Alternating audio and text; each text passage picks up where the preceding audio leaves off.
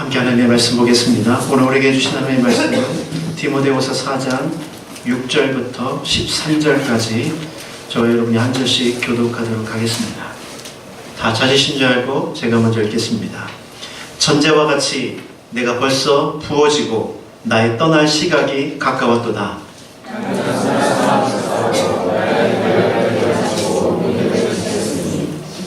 이제부로는 나를 위하여 의의 면류관이 예비되었으므로 주 곧 의로우신 재판장이 그날에 내게 주실 것이며 내게만 아니라 주의 나타나심을 사모하는 모든 자에게도니라. 데마는 이 세상을 사랑하여 나를 버리고 데살로니가로 갔고 그리스게는 갈라디아로 디도는 달마디아로 갔고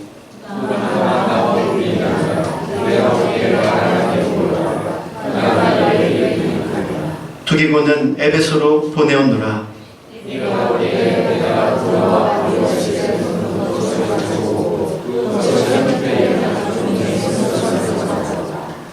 아멘. 이제 가을이 점점 깊어지고 있습니다. 그렇죠? 예. 떨어지는 낙엽들을 바라보면서 역시 세월이 흘러가면 만물이 그 시기에 맞게 자신의 옷을 갈아입는다는 것을 깨닫게 됩니다. 우리의 믿음과 우리의 삶도 이렇게 시간이 지나면서 새로운 옷으로 갈아입는 그런 은혜가 있기를 소망합니다. 가랑비가 주정주정 내리던 어느 거리에 갑자기 사람들의 비명소리가 들려오기 시작했습니다. 나이가 70쯤 되어 보이는 할머니가 아파트에서 그만 뛰어내리고 만 것입니다. 앰뷸런스가 급하게 와서 할머니를 병원으로 실어갔고 경찰들이 이제 사고를 수습하기 위해서 그 주변에 이제 있었습니다. 그리고 이 할머니가 왜 이렇게 극단적인 선택을 하게 됐는지 이제 조사를 하기 시작했습니다. 이 집을 먼저 방문해 보니까 집은 화려한 장식과 그리고 너무나도 많은 이 화려한 것들로 가득 차 있었습니다. 이것을 보는 순간 이 할머니의 뛰어내린 것이 돈 때문이 아닌 것을 직감하게 되었습니다. 여기저기 찾아봐도 이 할머니가 뛰어내릴 만한 그런 분명한 이유가 없었습니다. 혹시나 해서 그 주치의에게 전화를 걸어봤지만 이 70대 노인치고는 굉장히 건강하고 강건한 삶을 살아갔다, 이렇게 또 주치의는 이야기를 해주었습니다. 골똘히 고민하던 경찰이 이제 그의 사소품들, 이제 자기의 그 물건들을 뒤져보기 시작했습니다. 그런데 책상 위에서 하나의 작은 일기처럼 쓰여진 수첩을 발견하게 되었습니다. 그 일기장에는 365일 똑같은 글귀가 쓰여져 있었습니다. 그 글은 이와 같았습니다. 오늘도 아무도 내게 오지 않았다. 오늘도 아무도 내게 오지 않았다. 365일 동일하게 쓰여진 결과였습니다. 그녀를 죽게 만든 것이 무엇일까요? 그녀를 아파트에서 뛰어내리게 만들었던 것이 무엇일까요? 그것은 다름 아니라 외로움이라는 질병이었습니다. 현대인들이 경험하고 있는 가장 심각한 병은 영양실조가 아니라 어떻게 보면 외로움, 즉 고독이라는 병이라고 어떤 사람은 이야기했습니다. 가장 풍족한 시대에 살아가지만 역설적으로 인간적인 가장 깊은 관계의 영양실조에 걸려서 살아가는 시대가 바로 우리가 살아가는 이 시대에 있죠. 많은 사람들이 순간순간 찾아오는 이 외로움이라는 이 질병을 놓고 해결하지 못하여서 고통 가운데 있다는 것을 우리가 발견하게 됩니다. 그렇다면 저와 여러분 어떻습니까? 여러분의 인생의 길 가운데 이렇게 덩그러니 혼자 놓인 것 같은 그런 외로움을 느끼고 있지 않습니까? 말씀을 준비하다 보니까 역시 가을은 누구의 계절이라고요? 남자의 계절이다라는 것을 깨닫게 되면 여성들이 웃네요. 네. 가을이 되면 왠지 쓸쓸해지고 자신의 인생에 대해서 한번 돌아보게 되죠. 이렇게 딱 가을을 맞이하게 되면 그동안에 활기차게 살아갔던 나의 삶에 대해서 뭔가 다시 한번 의문을 던지게 됩니다. 사실 그런 순간이 되면 인간이 참 외롭다라는 생각을 갖게 되죠. 오늘 우리가 읽은 이 디모데서도 마찬가지입니다. 디모데후서는 사도 바울이 자신의 영적인 아들인 디모데에게 쓴 서신입니다. 우리가 잘 아는 대로 사도 바울은 신약의 거의 반이 되는 13권의 서신을 썼습니다. 그 서신에서 바울은 놀라운 신학적인 이야기, 날카로운 논리를 통해서 사람들에게 구원과 복음의 진리를 선포했습니다. 그런데 디모데 전서와 디모데 후서에 가면 약간 방향이 달라지는 것을 보게 됩니다.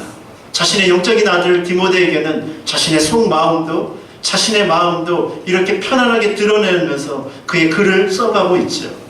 오늘 이 디모데후서는 사도 바울이 인생 가운데 가장 마지막에 쓴, 그리고 가장 개인적인 그런 속마음이 드러난 서신입니다.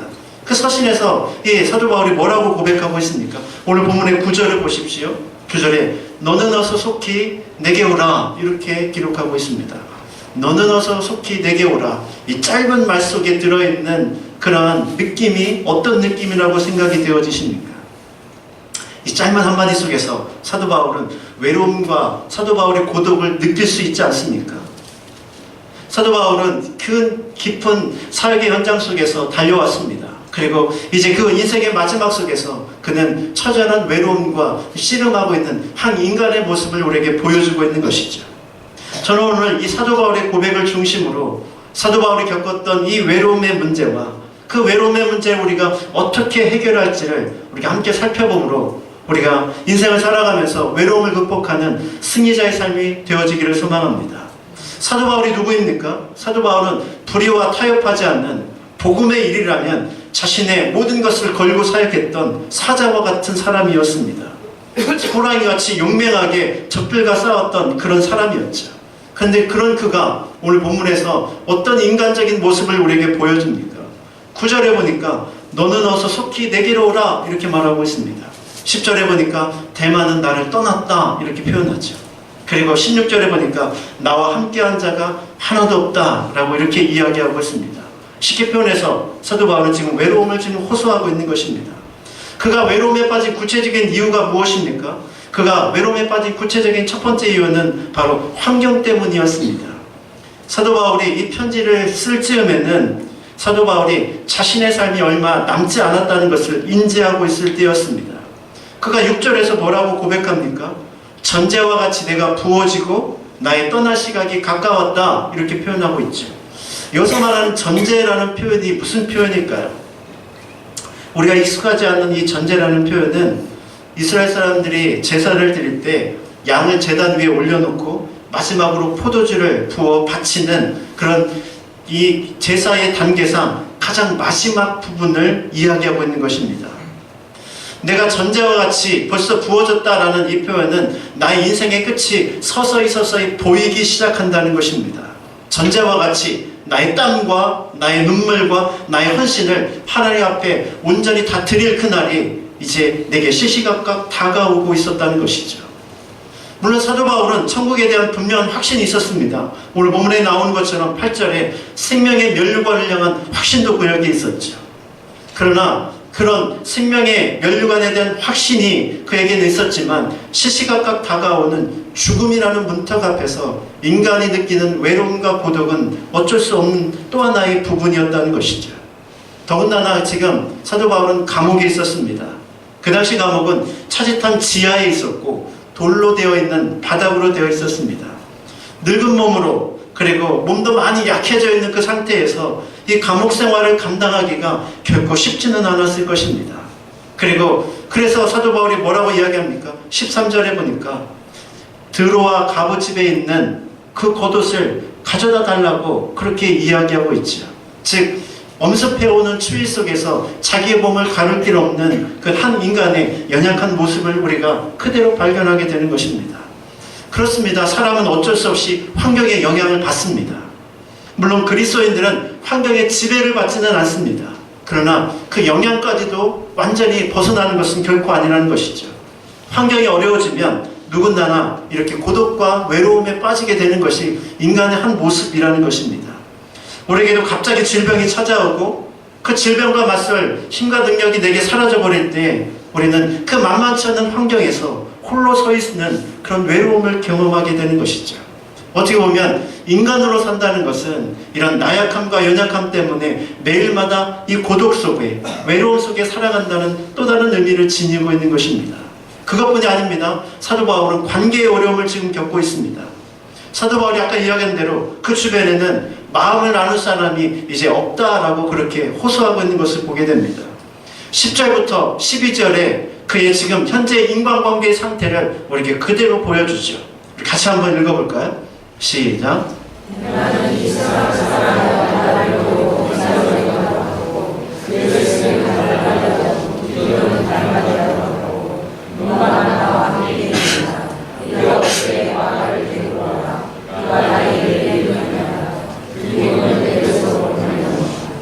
사도 바울은 우리가 잘 아는 대로 결코 혼자 사역했던 사람이 아니었습니다. 그는 늘 전도해서 사람을 그리스도께로 인도하고 그들을 훈련시켜서 믿음의 동역자가 되어서 그들과 같이 사역을 했죠. 그런데 그렇게 열심히 훈련시켜서 같이 사역했던 그 사람들이 이제 이 바울 곁을 하나 둘씩 떠나기 시작했습니다. 그 중에 대표적인 인물이 오늘 본문에 등장하는 이 데마라는 사람이죠. 이 데마는 지금 데마가 어떤 사람입니까? 사실 데마는 골로새서 4장 14절과 빌레몬서 1장 24절에 보면 사도 바울의 동역자라고 이렇게 이야기되어지고 있습니다. 심지어 그는 1차 사도 바울이 감옥에 갇혔을 때 그 옆에서 그를 지켜주었던 믿음의 사람이기도 했습니다. 그런데 그랬던 그가 이제 세상을 향해 나아갔다라고 이렇게 이야기하고 있습니다. 사도 바울이 젊고 능력 있는 사역자였을 때에는 그 옆에서 함께 사역을 감당했지만 이제 늙고 이제 죽음이 임박하자 자신의 살 길을 찾아서 떠났는지도 모르겠습니다. 그가 떠난 구체적인 이유를 성경은 소개하고 있지는 않기 때문에 자세히는 알 수 없지만 중요한 것은 데마가 사도 바울 곁을 떠났을 때 그것은 사도 바울에게는 큰 아픔과 마음의 고통이 될 수밖에 없었던 것이죠. 그것뿐이 아닙니다. 그 주변에 있었던 많은 사람들이 또 사도 바울 곁을 떠납니다. 그레스게, 디도, 투기도도 떠났다라고 본문을 기록하고 있죠. 물론 이 세 사람은 데마와 같이 이 바울을 배신하고 떠난 것은 아닙니다. 각각의 사역지가 있고 해야 될 일이 있기 때문에 그를 축복하면서 떠나보냈죠. 그러나 하나둘씩 떠나가고 나자 갑자기 찾아온 이 외로움을 사실은 사도 바울은 주체할 수 없었던 것입니다. 사람이요, 옆에 있을 때는 표시가 나지 않습니다. 근데 그 사람이 떠나고 나면 그 사람의 빈자리가 얼마나 큰지를 그때서 비로소 깨닫게 되죠. 사도 바울이 지금 딱 그런 상태에 있었던 것입니다. 바울도 지금 그런 인간적인 외로움 때문에 마가를 데려오라고 그렇게 이야기해주고 있죠. 여러분, 근데 이 마가가 재밌는 사람입니다. 마가가 누구입니까? 이 마가는요, 바울에게 아픔을 주었던 사람입니다. 사실 마가는 우리가 알고 있는 바울과 동역했던 바나바의 조카였습니다. 마가복음을 쓴 그 장본인이 이 마가입니다. 근데 이 마가는 이 사도 바울과 바나바가 1차 선교 여행을 떠날 때 같이 동역해서 떠났던 사람이었습니다. 그런데 이 선교지에서 너무 힘들고 어렵자 사역을 포기하고 집으로 그만 돌아가 버렸죠. 이것을 계기로 2차 선교 여행을 떠날 때 바나바와 바울이 부딪히게 됩니다. 이 마가에게 다시 한 번의 기회를 주자라고 말했던 사람이 바나바이고, 한 번 떠난 사람, 실패한 사람은 또 떠나고 또 실패할 것이다. 나는 마가를 절대로 데려갈 수 없다 라고 하면서 이 둘은 싸우게 되죠. 결국 이 마가라는 이 한 사람 때문에 위대한 사도였던 바나바와 바울이 서로 갈라지게 되는 결정적인 아픔을 주었던 사람이 마가였습니다. 그런데 지금 사도 바울이 뭐라고 하고 있습니까? 그 마가를 보고 싶다, 마가를 데려오라, 이렇게 표현해주고 있습니다. 그가 얼마나 외롭고 힘들기에 이렇게 자신에게 한때 아픔을 주었던 그 사람까지도 데리고 오라고 그렇게 이야기하고 있는 것일까요? 물론 마가는 그 순간에 변했고 새로워졌습니다. 놀랍게 변해서 마가복음까지 쓸 정도의 위대한 사람이 되었죠. 그러나 사도 바울 곁에 지금 그런 한 사람 한 사람의 빈자리를 메꿀 수 있는 사람이 없다는 것을 우리는 깨닫게 되죠. 그것뿐이 아닙니다. 우리가 읽지 않았지만 15절에 보니까 구리장색 알렉산더가 자신에게 매우 핍박했다라고 표현하고 있습니다. 그냥 빈자리만 남아있는 것이 아니라 관계 속에서 그는 지금 어려움을 경험하고 있습니다. 16절에 보니까 이 신문을 받는 현장에서 나를 도와줄 사람이 아무도 없다라고 표현하죠. 결국 사도 바울은 주변에 아무도 남지 않는 상태에서 외로움을 호소할 수밖에 없었던 것이죠. 우리는 이 사도 바울의 모습을 통해서 어떤 결론에 이르게 됩니까? 하나님의 사람도 얼마든지 외로움을 겪을 수 있다는 것에 우리는 동감하게 되는 것이죠. 환경 때문이든지 아니면 가까운 사람이 떠났든지 하나님의 사람들도 이와 같은 외로움을 늘 경험할 수밖에 없다는 것입니다. 자, 저와 여러분은 어떻습니까? 믿음의 삶을 삶에도 불구하고 왠지 외롭지 않습니까? 무엇이 문제일까요? 이 외로움은 어디서부터 온 것일까요? 내면 깊숙하게 남들이 알지 못하는 이 외로움의 문제를 우리는 어떻게 해결할 수 있겠습니까? 특별히 가을이 남자의 계절일 뿐만이 아니라 우리는 인생을 살아가면서 문득문득 찾아오는 이 외로움의 문제를 어떻게 극복할 수 있을까요? 우리는 먼저 외로움의 실체를 명확하게 파악하는 것이 필요합니다. 외로움, 그것이 어떤 것인지를 우리가 명확하게 아는 것이 필요하죠. 사람들이 가지고 있는 99%가 그 문제의 밑바닥에는 바로 이 고독과 외로움이라는 것이 잠재되어 있다고 합니다. 그 중에서 10%에서 15%는 이것이 만성적으로 아예 딱 자리 잡아서 끊임없이 그 사람의 삶을 무너뜨린다는 것이죠. 그런데 요즘의 사람들을 바라보면 사람들이 스스로 자신이 외롭다라고 그렇게 자유롭게 말하는 사람들은 사실 그렇지 많지 않습니다. 저마다 활기차게 멋지게 다 살아가는 것처럼 보입니다. 그런데 그 내면을 들여다보면 그들이 심각한 외로움에 떨고 있죠. 말로는 외롭다고 하지 않지만 그의 삶을 보면 외로움에 떨고 있는 모습들을 우리는 쉽게 발견한다는 것입니다. 현대인의 병이라고 말하고 있는 수많은 각종 질병들을 살펴보십시오. 중독, 알코올 중독과 정신질환과 불면증, 우울증 같은 이런 것들, 위장장애와 같은 그 질병의 원인 속에는 바로 이 외로움이라는 것이 숨어 있는 것이죠. 사람들은 이 외로움을 견디기 위해서 그렇게 지금도 끊임없이 자신과의 싸우고 있는 것입니다. 그런데 여기서 우리가 알아야 될 중요한 포인트가 하나 있습니다. 외로움이라고 해서 다 똑같은 외로움이 아니라는 것입니다. 어떤 사람이 이 고독, 이 외로움을 두 가지로 나누어 놓았습니다. 첫 번째 외로움은 절대적인 외로움입니다. 절대적인 외로움은 무엇을 의미하냐면 하나님과의 관계가 끊어진 것으로 통해서 나타나는 외로움입니다. 이 외로움의 실체가 무엇이냐면 내 안에 하나님이 없다라는 것이죠. 하나님과의 관계가 끊어졌을 때 인간은 외로움에 떨 수밖에 없다는 것입니다. 주변에 많은 사람들이 여전히 남아있고 나를 즐겁게 하는 수많은 일들이 내게 있지만 그러나 그 사람이 떠나가고 그 즐거움이 떠나갔을 때 갑자기 내게 외로움이 엄습해 옵니다. 외로움을 이기고자 술을 먹고 즐거운 일을 하지만 수리에서 깨고 즐거움이 떠나버리면 그 외로움은 여전히 내 안에 그대로 남아있는 것이죠. 외로워서 결혼을 했는데 결혼하니까 더 외롭다라는 말을 하는 사람들이 흔히 우리 주변에 많이 있다는 것을 발견하게 됩니다. 이 외로움은 세상의 어떤 것으로도 결코 채울 수 없는 것이죠. 이 외로움은 세상의 어떤 것으로 감당할 수가 없는 것이 바로 이 절대적인 외로움이라는 것입니다. 성경학자였던 워런 위어스비라는 성경학자가 이런 이야기를 했습니다. 고독은 대용품에 의존하여 사는 삶에서 오는 영혼의 영양실조다, 이렇게 이야기했습니다. 좀 어려운 말이지만 외로움이라는 것이 무엇이냐, 다른 것을 통해서 얻으려고 할 때 절대로 얻어지지 않는 영혼의 영양실조다, 이렇게 표현을 한 것입니다.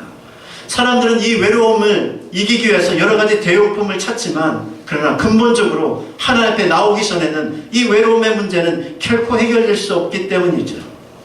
사람이라는 존재 자체가 근본적으로 외롭습니다. 왜 그렇습니까? 하나님을 떠났기 때문이죠. 하나님과의 관계가 회복되기 전까지는 인간은 이 절대적인 외로움에서 결코 빠져나올 수 없다는 것이죠. 그런 의미에서 오늘 사도 바울을 보면 사도 바울은 외로웠지만 절대적인 외로움에 빠진 사람은 아니었습니다. 바울에게도 인간적인 외로움이 있었지만 그러나 그 안에는 주님이 계셨죠. 그래서 그는 고독의 파도가 밀려왔지만 그 고독의 파도에 완전히 쓸려 내려간 것이 아니라 그럼에도 불구하고 그 고독과 맞서 싸우고 있었던 것입니다. 사도 바울은 예수님과 함께 죽고 예수님과 함께 사는 꿈을 가졌던 사람입니다.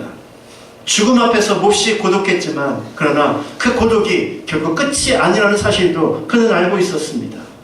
외로움이 밀려와서 잠시 그를 흔들렸지만 그러나 뿌리를 깊게 내린 나무처럼 그것은 잠시뿐이지 그것을 위하여 나무가 무너지지는 결코 않았다는 것이죠. 이런 삶을 살았던 또 한 사람이 있죠. 그것이 바로 다윗이라는 사람입니다.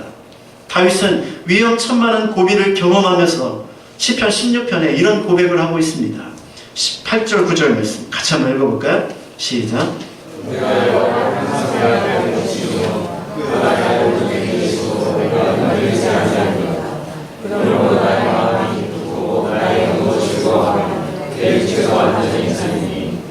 이 시편의 확신 있는 고백 이면에는 그가 처하고 있는 지금 상황을 우리에게 보여주고 있습니다. 수없이 흔들리는 여러 가지 상황과 인간관계 속에서 그는 여지없이 힘든 나날을 보내고 있었습니다. 그러나 그럼에도 불구하고 그가 요동하지 않는 분명한 확신하는 이유가 무엇입니까? 내가 여호와를 항상 내 앞에 모시며 이렇게 고백하고 있는 것이죠. 바울이나 다윗이나 동일하게 세찬 바람이 불어왔습니다. 이 세찬 바람은 그의 삶을 사정없이 흔들어 놓았죠. 얼마든지 깊은 외로움에 빠질 수 있는 순간이 찾아올 수 있다는 것입니다. 그러나 바울과 이 다윗의 공통점은 그 요동함이 그렇게 오래가지 않았다는 것입니다. 하나님이 자신의 삶의 옆에 계신 것을 신실하게 믿고 그 하나님을 온전히 신뢰했기 때문에 그는 그 흔들림 속에서도 굳건히 서 있을 수 있었던 것이죠. 그러나 두 번째 외로움이 있습니다. 그것은 바로 상대적인 외로움이죠. 바울은 절대적인 고독에 빠지진 않았지만 하나님과의 친밀함으로 그 고독을 이겨냈지만 그러나 그가 해결해야 될 상대적인 고독감 가운데 또 시련을 겪어야만 했습니다. 우리는 모두 깨어지기 쉬운 질그릇과 같은 존재입니다. 믿음만 좋으면 고독이 없는 것이 아니라 연약함을 지닌 인간이기 때문에 우리도 인생을 살아가면서 이 고독이라는 것을 늘 경험할 수밖에 없는 것이죠. 몸에 질병이 찾아오고 육체가 피곤해지면 나도 모르는 사이에 이 외로움과 고독에 시달리게 됩니다. 사랑하는 가족을 잃었을 때는 어떻을까요? 더더욱 외로움에 빠질 수밖에 없는 것이죠. 그 일에 나의 믿음이나 나의 잘잘못이 개입되지 않아도 큰 슬픔이 찾아오고 어려움이 찾아오면 우리의 인생은 고독할 수밖에 없는 것입니다. 예수님도 그런 모습을 우리가 발견하게 되죠. 수많은 사람들이 예수님을 따라다녔습니다. 환호성도 질리고 예수님이 메시아라고 표현하기도 했죠. 그러나 십자가를 질 때에는 예수님의 제자들마저도 예수님 곁을 다 떠나보냈습니다. 심지어 그 십자가에서는 하나님까지도 등을 돌리고 말았죠. 그래서 예수님이 이 외로움과 절규에 찬 한마디를 그렇게 이야기하는 것을 우리가 듣게 됩니다. 엘리 엘리 나바 사박다니 나의 하나님 어찌하여 나를 버리십니까? 우리가 생각하기에 쉽게 십자가 생각하면 육체적인 고통을 생각하지만 예수님이 정말로 고통스러운 것은 하나님마저도 자신에게 등을 돌리는 이 관계의 외로움에 그는 떨어야만 했던 것입니다. 예수님은 절대 고독으로 신음할 수밖에 없었지만 그러나 이런 모습 속에서 우리가 발견하게 되는 것이 무엇입니까? 한 인간으로서의 이 예수님 모습 속에서 우리도 동일하게 경험하는 삶의 슬픔과 외로움을 보게 된다는 것이죠. 그렇습니다. 우리 주변에 삶의 어려움을 통해서 신음하고 그리고 고통 가운데 살아가는 많은 믿음의 형제들을 우리는 보게 됩니다. 그때 우리가 한 가지 기억해야 될 것이 있습니다. 그런 시련과 어려움 속에서 사람들은 외로움에 빠져서 때로는 방황하기도 하고 쓰러지기도 한다는 것이죠. 그런 사람들을 바라보면서 우리는 쉽게 정죄합니다. 아니, 네가 믿음이 좋은 줄 알았더니 그렇게 어떻게 방황할 수 있어? 이렇게 말하기도 하고 믿음에 좋은 줄 알았더니 빨리 정신 차려 이렇게 말하기도 합니다. 물론 그 말이 맞습니다. 그러나 중요한 것은 인간이라면 누구도 경험할 수밖에 없는 이 고통, 외로움이라는 것 앞에 우리는 같이 아파해 줄 수도 있어야 되고 같이 그 곁을 지켜줄 수도 있어야 되고 그 과정을 잘 통과할 수 있도록 격려도 해 주어야 한다는 것입니다. 이것이 한 인간으로서 겪는 외로움을 같이 나누는 진정한 삶의 모습들이라는 것이죠. 또 하나, 언제 우리가 외로움을 경험하게 됩니까? 사명을 감당하다 보면 우리는 외로움에 빠질 수 있습니다. 오늘 사도 바울이 고독한 이유가 무엇입니까? 그가 고독한 이유는 하나님을 떠났기 때문이 결코 아닙니다. 오히려 그가 하나님의 사명을 감당하기 때문에 그는 고독할 수밖에 없었던 것이죠. 개인의 욕심이나 개인의 문제로 인해서 고독한 것이 아니라 복음을 전하는 이 사명을 감당하기 때문에 그는 고독할 수밖에 없었던 것입니다. 사명의 자리에 딱 서보면 그 자리가 아니면 절대로 느낄 수 없는 고독감이라는 것이 있습니다. 그 자리가 아니면 절대로 다른 사람이 그 자리에 선 사람을 이해할 수 없는 그런 부분이 있는 것이죠. 부모가 돼 보아야만 부모의 고독을 알 수 있습니다. 또 사역의 자리에 서 봐야만 사역자의 고독을 알 수 있는 것이죠. 사도 바울이 지금 그 사역의 현장 속에서 고독할 수밖에 없는 것은 그것은 어떻게 보면 막연한 막닥트린 당면한 과제였기 때문이었습니다. 그는 고독할 수밖에 없고 고독을 그렇게 싸워야 할 수밖에 없는 그런 위치에 서 있는 것이죠. 그리스도인이라는 존재가 어떻게 보면 세상 속에서 이 고독할 수밖에 없는 존재인 것을 발견하게 됩니다. 하나님을 알지 못하는 세상 속에서 하나님을 아는 자로서 산다는 것이 어떻게 보면 분명한 고독의 이유가 되죠. 내가 인생을 살아가면서 고독하다는 것은 어떻게 보면 세상과 타협하지 않고 내가 그리스도인으로서 잘 살아가고 있는 가장 중요한 증거 중에 하나가 될 수 있다는 것입니다. 적당히 타협하면 고독할 이유도 없습니다. 그러나 어찌되었든지 믿음대로 살려고 몸부림치다 보면 우리는 세상과 타협할 수 없는 고독한 위치에 설 수밖에 없는 것이죠. 누구에게나 찾아오는 이 고독의 문제, 우리는 이 부분 중에 이것이 절대적인 고독인지 상대적인 고독인지를 잘 구분하고 분별하는 지혜가 필요하다는 것입니다. 자, 그렇다면 우리가 이 고독을 어떻게 뛰어넘어 고독을 이기는 삶을 살아갈 수 있을까요? 그 첫 번째로는 성도와 영적인 교제를 누리는 것이 필요합니다. 고독을 해결하기 위해서는 믿음 좋은 형제와 자매들과 만나 대화를 하고 함께 기도하면서 도움을 요청하는 것이 필요하죠. 오늘 본문을 보십시오. 사도 바울이 지금 어떻게 하고 있습니까? 디모데에게 속히 오라 이렇게 요청합니다. 그리고 나가도 데리고 오라 이렇게 이야기합니다. 여기서 교제가 얼마나 중요한지를 우리가 발견하게 됩니다. 사도 바울은 자신이 혼자 그 싸움을 믿음으로 감당하는 것이 아니라 믿음의 동역자들과 함께 감당하기를 원했던 것이죠. 자신의 마음을 누구보다도 잘 이해하고 판단이나 정죄하지 않고 위로와 격려해 줄 수 있는 그 한 사람과의 대화가 그에게는 절실히 필요했던 것입니다. 외롭고 고독할수록 혼자 있으면 그것은 심각해집니다. 그러나 외롭고 고독할 때 믿음의 동역자가 그 옆에 있으면 얼마든지 그 시기를, 그 위험한 시기를 극복할 수 있는 것이죠. 또 한 가지 사도 바울은 어떻게 합니까? 그의 환경을 개선하고 바꾸어 나갔습니다. 아까도 얘기했지만 사도 바울이 어떻게 이야기합니까? 드로와 가보의 집에 있는 겉옷을 가져다 달라 이렇게 이야기합니다. 추운 계절이 오기 전에 서늘함이 느껴지는 그 바닥에서 그는 따뜻한 한 벌의 외투가 간절했던 것이죠.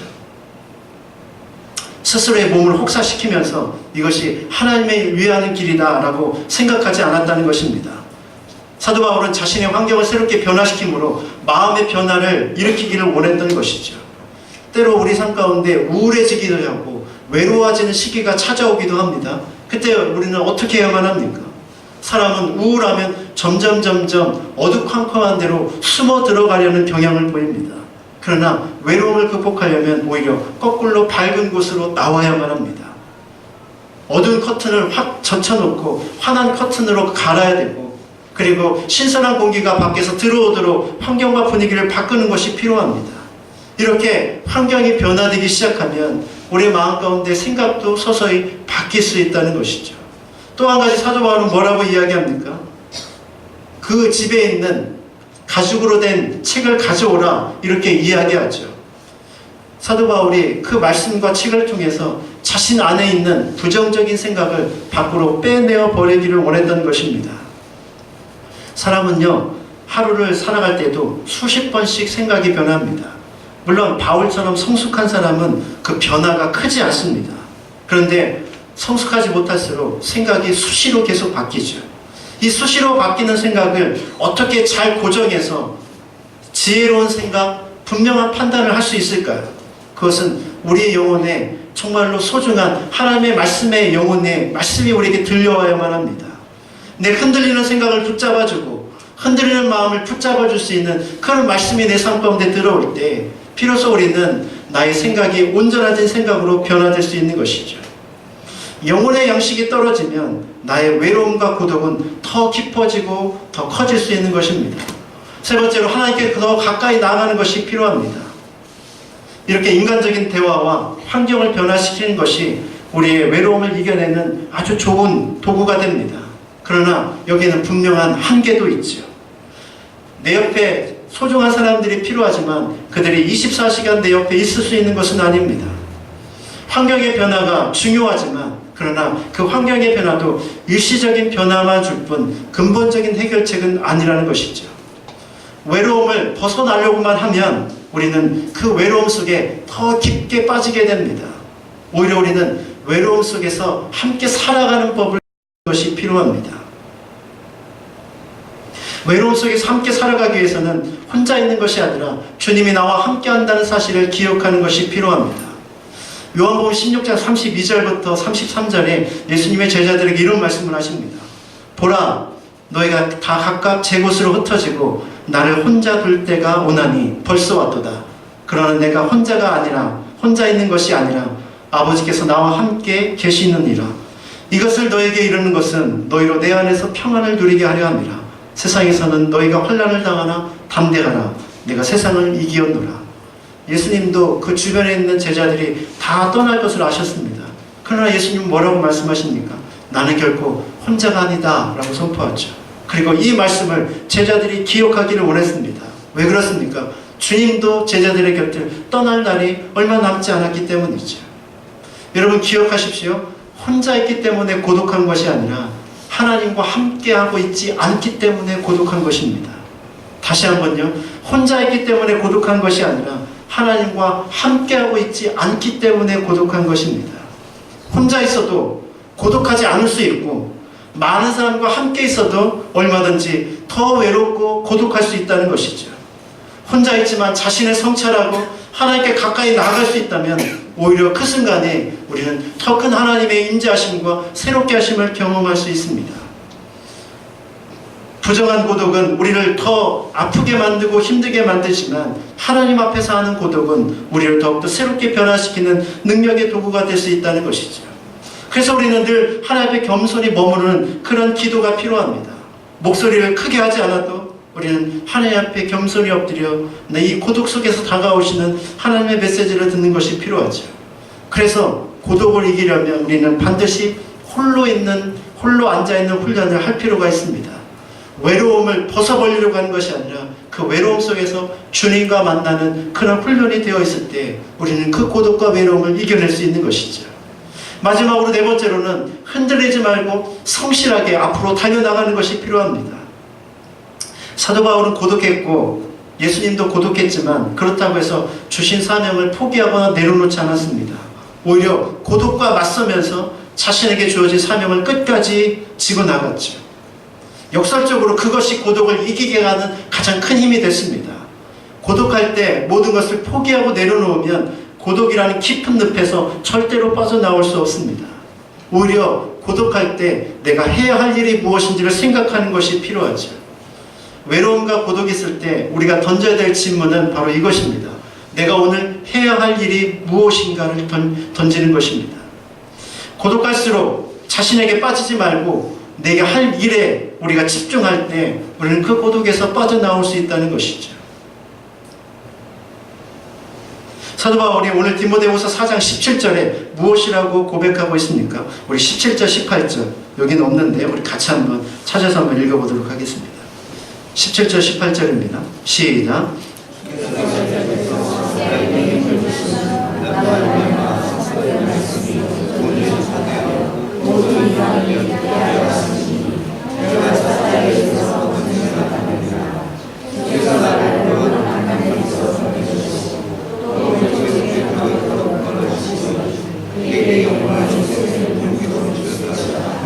고독과 외로움에 씨름하고 있었지만 사도 바울은 17절에서 주께서 나에게 힘을 주심으로 나로 말미암아 하나님의 말씀이 온전히 선포되기를 원한다 라고 고백하고 있습니다.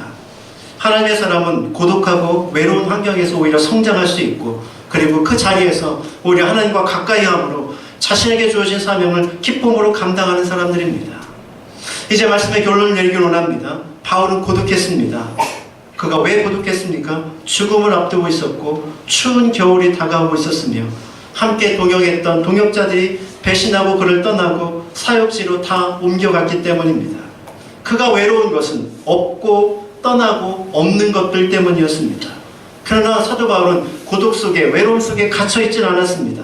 그에게는 여전히 소망이 있었고 하나님이 그와 함께 계셨고 마침내 주어질 생명의 면류관을 그는 바라보고 있었기 때문이죠. 이 둘 사이에서 여러분은 무엇을 바라보고 계십니까? 없고 떠난 것을 바라보면 우리는 외로움과 고독의 늪에 깊게 빠지게 됩니다. 그러나 내게 있고 주실 것을 바라보면 우리는 다시 한번 힘을 내어서 일어설 수 있는 것이죠.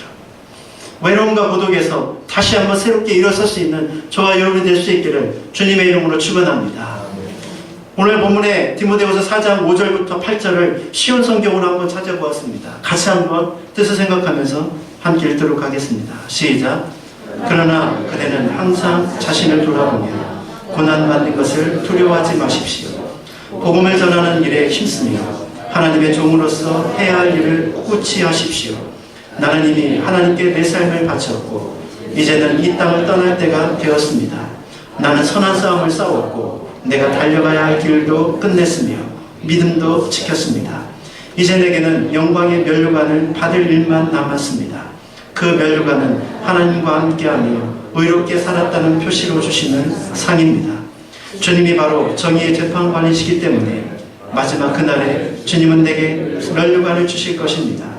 또한 나뿐만 아니라 주님이 다시 오시기를 간절한 마음으로 기다리는 모든 사람에게도 주실 것입니다. 함께 기도하겠습니다.